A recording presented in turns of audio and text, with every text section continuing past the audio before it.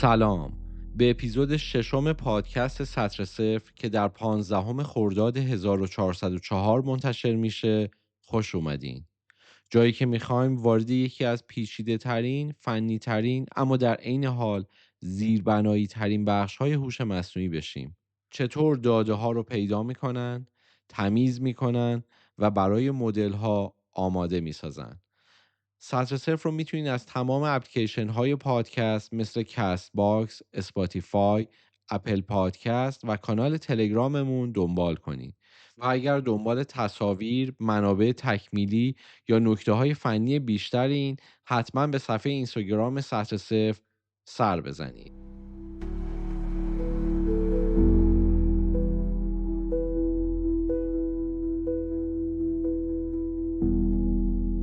خب تا الان خیلی در مورد مدل ها، الگوریتما و ساختارهای پیچیده صحبت کردیم. اما بذار یه حقیقت خیلی ساده رو همین اول بگیم. اگه داده نداشته باشی، مدل ساختن بی‌معناست. اگه داده بد داشته باشی، خروجیات خطرناک میشن. و اگه داده ها رو درست نفهمی، هیچ مدل یادگیری قرار نیست نجاتت بده. داده اساس هر چیزیه که ما تو حوزه AI میسازیم. اما داده خوب از آسمون نمیباره. نه تنها باید پیداش کنی، بلکه باید تمیزش کنی، به شکل قابل فهم برای ماشین درش بیاری و بعضی وقتا حتی دوباره از نو بسازیش. همه چیز با یه نیاز شروع میشه. مثلا یه شرکت میخواد بفهمه کدوم مشتریا احتمال داره اشتراکشون رو لغو کنن.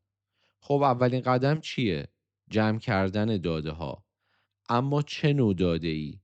از کجا؟ چقدر دقیق؟ چقدر بروز؟ و اصلا آیا اجازه استفاده ازش رو داریم؟ یعنی حتی قبل از رسیدن به مرحله مدل سازی، هزار تا سوال حقوقی و فنی و انسانی پیش روی ما هستش. بعضی از این داده ها مستقیما از دیتابیس ها استخراج میشن، مثل تراکنش های بانکی، لاگ های کاربر توی وبسایت یا فرم هایی که توی یک پلتفرم پر شدن. بعضیا باید خریداری بشن از شرکت‌های شخص ثالث که داده‌های تجاری، اجتماعی یا حتی موقعیت مکانی جمع‌آوری میکنن و بعضیاشون فقط از طریق خزشگرها یا وب کراولزها به دست میاد. مثلا اگه بخوای یه مدل بسازی که بتونه قیمت مسکن رو پیش بینی بکنه، باید از ده‌ها سایت آگهی آنلاین اطلاعات جمع بکنی. اما اینجا چالش شروع میشه. چقدر این اطلاعات قابل اعتمادن؟ چقدرشون ناقصن یا گمراه کنندن؟ همینجاست که بحث کیفیت داده وارد میشه و باهاش مفاهیمی مثل نویس، اوتلایر و میسینگ دیتا وارد میشن. اطلاعات اشتباه، داده گم شده یا داده های پرت میتونن مدل رو کاملا منحرف کنن. برای همین وقتی داده ها رو جمع کردی تازه اول راهه. باید بدونی کدوم ستون ها قابل اعتمادن، کدوم ردیف ها باید حذف بشن، کدوم مقادیر باید اصلاح یا تخمین زده بشن. یکی از روش های معمول توی این مرحله چیزی به اسم دیتا پروفایلینگه. یعنی بررسی آماری دیتاها یا ستونها برای پیدا کردن مقدارهای گم شده، توزیع مقادیر یا خطاهایی که حالا رایج هستن. فرض کن یه دیتا ست داری که ستون جنسیت داره، ولی توش مقادیری مثل F فیمیل با حروف کوچیک، M بزرگ، میل با حروف کوچیک یا فیمیل با تمام حروف بزرگ و حتی بعضیش خالی یا نال ثبت شده. اگه این ستون رو بدون پردازش بدی به مدل فکر میکنه اینها 7 گروه مختلفن. نتیجه یه مدل بی ربط و پر از خطا. پس اولین قدم پاکسازیه. گاهی این پاکسازی خیلی ساده است. نرمال سازی مقادیر متنی، حذف اسپیس های اضافه و جایگزینی مقادیر گم شده با میانگین یا متدهای مختلف. اما بعضی وقتا باید بگردی سراغ صاحب داده، ازش بپرسی این مقدار واقعا چی بوده، یا باید تصمیم بگیری اون داده ناقص رو حذف کنی که البته اینم همیشه بی خطر نیست.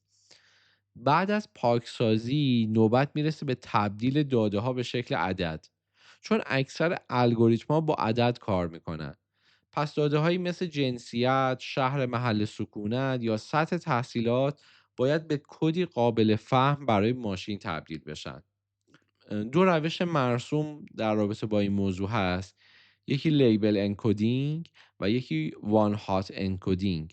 تو روش اول به هر دسته یه عدد اختصاص میدن، ولی تو روش دوم به ازای هر دسته یه ستون جدید میسازن که فقط برای اون دسته فعاله، که خب اینم بی دردسر نیست. مثلا وقتی تعداد دسته ها زیاد بشه، وان هات انکودینگ میتونه تعداد ستون ها رو صدها برابر افزایش بده که بهش میگن curse of dimensionality، یعنی نفرین ابعاد. برای همین بعضی وقتا از تکنیک های فشرده سازی داده استفاده میکنیم، مثلا ورد امبدینگ برای داده های متنی. بعد از این مرحله نوبت به اسکیلینگ میرسه، یعنی آوردن همه مقادیر عددی به یه مقیاس مشخص، مثلا بین 0 و 1. چرا؟ چون الگوریتم‌هایی مثل KNN یا SVM به فاصله حساسن، که حالا بعدتر شاید در رابطه با این مدل‌ها بیشتر صحبت کنیم. و اگر مقیاس عددها متفاوت باشه، الگوریتم گمراه میشه. روش‌های معروفی که در رابطه با این موضوع هست، یکیش مین مکس اسکیلینگ و همینطور استاندارد اسکیلینگ یا زد اسکور نورمالایزیشن. بعد نوبت میرسه به فیچر انجینیرینگ، یعنی خلق ستونهای جدید از ترکیب یا تبدیل ستونهای قبلی. مثلا از تاریخ تولد سن بسازی، از تاریخ ورود کاربر شیفت شب یا روز، یا از وزن و قد شاخص BMI تولید کنی. اینجاست که خلاقیت داده کاو وارد عمل میشه، چون بعضی وقتا همین ستون جدید سرنوشت مدل رو عوض میکنه. اما برای ساختن این ویژگی ها باید ساختار مدل رو بشناسی، بدونی به چه نوع اطلاعاتی حساسه و کدوم نوع از داده ها ممکنه باعث اوورفیتینگ یا آندرفیتینگ بشن. حالا این اوورفیتینگ آندرفیتینگ یعنی چی؟ اگه بخوام خیلی ساده بگم، اوورفیتینگ یعنی مدل ما زیادی خودش رو با جزئیات داده های آموزشی وقف داده، حتی با نویز و خطاها. نتیجهش اینه که توی همون داده هایی که باهاش تمرین کرده خیلی خوب عمل میکنه، ولی وقتی بهش داده جدیدی میدی گیج میشه، چون انگار فقط مثال ها رو حفظ کرده، نه اینکه واقعا یاد گرفته باشه. اما آندرفیتینگ درست برعکسه، یعنی مدل اونقدر ساده است که حتی نمیتونه الگوهای اصلی داده ها رو هم درست درک کنه. تو داده های تمرینی هم خوب کار نمیکنه، چه برسه به داده های جدید. پس اگر بخوایم تشبیهش کنیم، اوورفیتینگ مثل دانش آموزی که فقط حفظ کرده و بلد نیست پاسخ سوالهای جدید رو بده. آندرفیتینگ مثل دانش آموزی که اصلا درس رو نفهمیده. هدف ما همیشه اینه که یه تعادل پیدا کنیم، نه زیادی پیچیده نه زیادی ساده، درست به اندازه‌ای که واقعا یاد بگیره.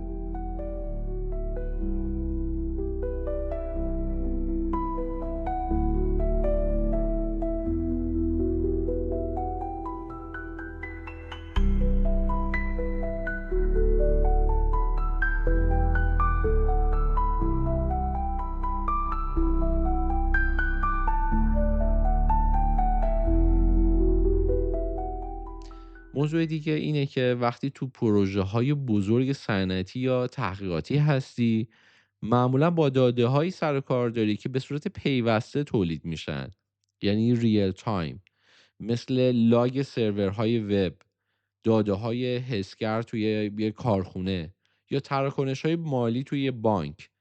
در این حالت نمیتونی منتظر بمونی تا همه داده ها جمع بشن بعد بری برای تمیزکاری. اینجا نیاز داری به چیزی که بهش میگن دیتا پایپلاین، یعنی مسیری خودکار و قابل کنترل که داده از لحظه تولید مرحله به مرحله پردازش، پاکسازی، نرمال سازی و در نهایت برای مدل آماده میشه.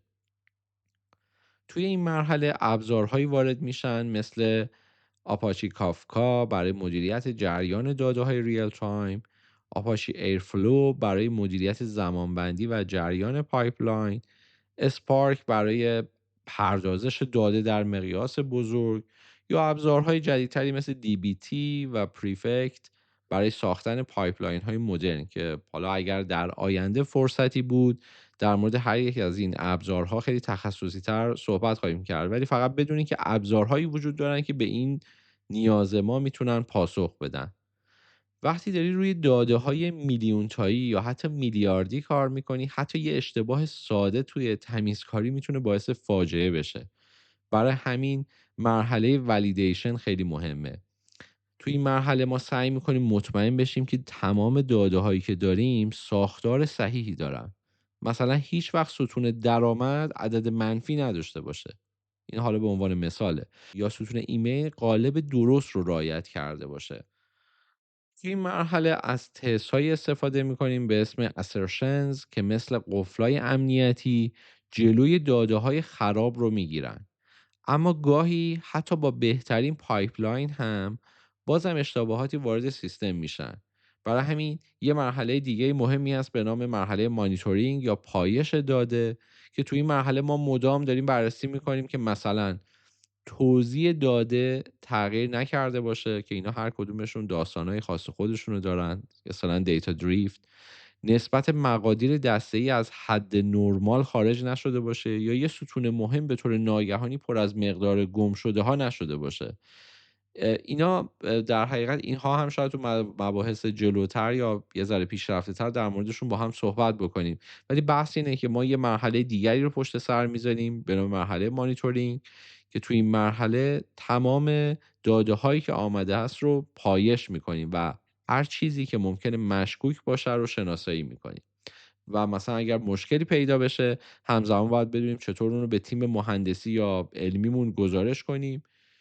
اینجا نقش دیتا سواردشیپ و ابزروابیلیتی پررنگ میشه. دیتا سواردشیپ یعنی نگهداری درست از داده ها، مثل یه باغبون که حواسش به سلامت خاک و گیاه هستش.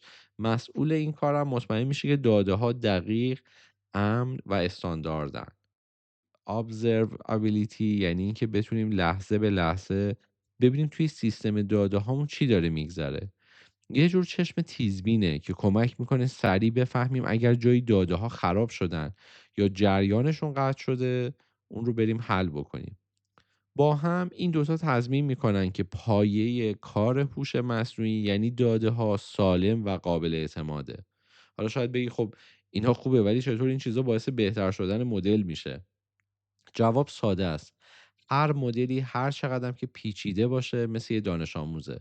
اگه بهش غذای سالم و مغذی بدی رشد میکنه. یا در یک سیستم اصطلاحاً اگر آشغال بریزی توش همون آشغال رو برمیگردونه. به این اصل میگن garbage in garbage out یا به اختصار GIGO. خب حالا بریم سراغ یه موضوع حیاتی دیگه، سوگیری در داده. توی قسمت قبلم یه اشاره هایی بهش کردیم. ممکنه همه مراحل قبل رو درست رفته باشیم، اما اگه داده ها ذاتاً سوگیری یا بایاس داشته باشن چی؟ مدل هم همون سوگیری رو تکرار میکنه. مثلا تصور کن در یک دیتاست استخدام 80% نمونه ها مرد باشن و تنها 20% زن. حتی اگه هیچ کس عمدن تبعیضی اعمال نکرده باشه، مدل به طور طبیعی یاد میگیره که جنسیت مرد برابر با احتمال استخدام بیشتر. اینجاست که وارد دنیای پیچیده فرنس و اتیکس میشیم در هوش مصنوعی. بعضی سوگیری ها در سطح دادن یا دیتا بایاس، بعضی ها تو الگوریتم ها ایجاد میشن که بهشون الگوریتمیک بایاس میگیم و بعضی حتی در مرحله طراحی مسئله میان که بهشون فریمینگ بایاس میگیم. برای مقابله با این سوگیری ها روش های مختلفی وجود داره، از تکنیک های آماری ساده مثل ریسامپلینگ یا ریویتینگ تا الگوریتم های پیچیده تری مثل fairness constraints، adversarial debiasing و counterfactual fairness. اما واقعیت اینه که هیچ کدوم از اینها پاک کننده کامل تبعیض نیستند، بلکه فقط ابزارهایی هستند که ما به کمکشون بتونیم اثرات جانبی هوش مصنوعی رو تا حد امکان کاهش بدیم. همینجاست که بحث از داده به فرهنگ، جامعه و حتی سیاست کشیده میشه. ما وقتی داده جمع میکنیم چه کسی رو میبینیم؟ چه کسی رو نادیده میگیریم؟ آیا داده های ما بازتاب دهنده همه اقشار و هویت ها هستند؟ این سوال‌ها خیلی مهمتر از اون چیزی که به نظر میرسن، چون الگوریتم‌ها فقط با عدد و متن کار نمی‌کنن، بلکه با واقعیت آدم‌ها هم سر و کار دارن و اینجاست که باید یه قدم به عقب برگردیم و ببینیم آیا داده‌هایی که داریم نماینده مناسبی برای همه هستن؟ آیا به جای باز تولید تعویض‌های تاریخی میتونیم AI رو به ابزار عدالت تبدیل کنیم؟ این دقیقا همون چیزیه که قراره در اپیزود هفتم پادکست سطر صفر بررسی کنیم. جایی که به پرسش های سختری میرسیم. آیا هوش مصنوعی هم مثل انسان میتونه تعصب داشته باشه؟ و اگه بله چگونه باید جلوشو گرفت؟ چه ابزارها، چه رویکردها و چه نوع نگاه اخلاقی لازمه تا بتونیم AI رو مسئولانه بسازیم؟ من داریوش اکرادی هستم و این تازه اول راهه. هر پنجشنبه شب تو یکی از مهمترین قصه های قرن 21 با شما همراه میمونم. اینجا سطر صفره.